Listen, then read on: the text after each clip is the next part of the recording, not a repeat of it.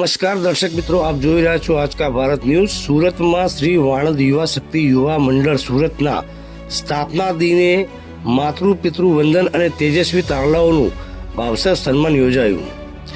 સુરત શ્રી વાણંદ યુવા શક્તિ યુવક મંડળ દ્વારા સુરત સ્થાપના દિન નિમિત્તે 20મા વર્ષના મંગળ પ્રવેશનો ભવ્ય અને ભાવનાત્મક કાર્યક્રમ યોજાયો હતો।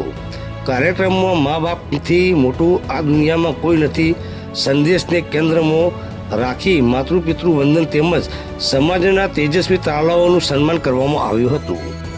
કાર્યક્રમના મુખ્ય પ્રેરણા વ્યક્તા તરીકે મનીષભાઈ વઘાસિયાએ ઉપસ્થિતિઓને સંબોધતા કહ્યું હતું કે સંસ્કાર, સમય અને સફળતાના મૂળમાં માતા પિતાના આશીર્વાદનો સૌથી મોટો ફાળો હોય છે। યુવા પેઢીએ જીવનમાં કેટલું પણ આગળ વધવું હોય, પરંતુ માતા પિતાનો સન્માન અને તેમની સેવા જીવનનું સર્વોચ્ચ કર્તવ્ય હોવું જોઈએ।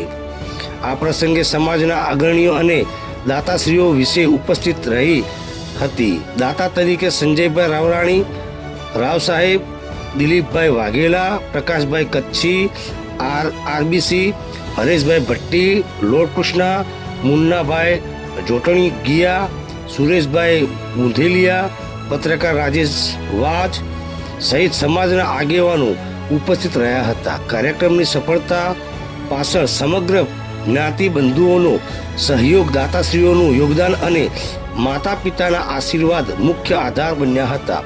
છેલ્લા 20 વર્ષથી યુવા શક્તિ ટીમ દ્વારા કરવામાં આવેલી સતત મહેનત અને સમાજ માટેના સેવાકીય આ પ્રસંગે વિશેષ રીતે યાદ કરવામાં આવ્યો હતો। સમગ્ર કાર્યક્રમ દરમિયાન માતૃ પિતૃ અને ભાઈચારા પ્રેમની ભાવના સલકાતી રહી હતી।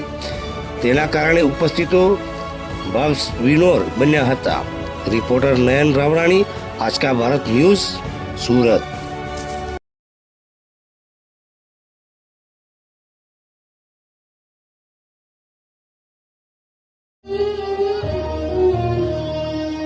તો દુનિયા તમારી છે।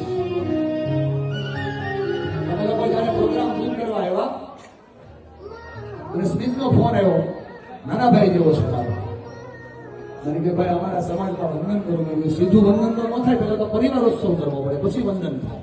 કે ના, અમારે કરવું છે। આપણે કઈ વખતે તો કાકા ભાવથી નથી આવ્યો, ભાવથી।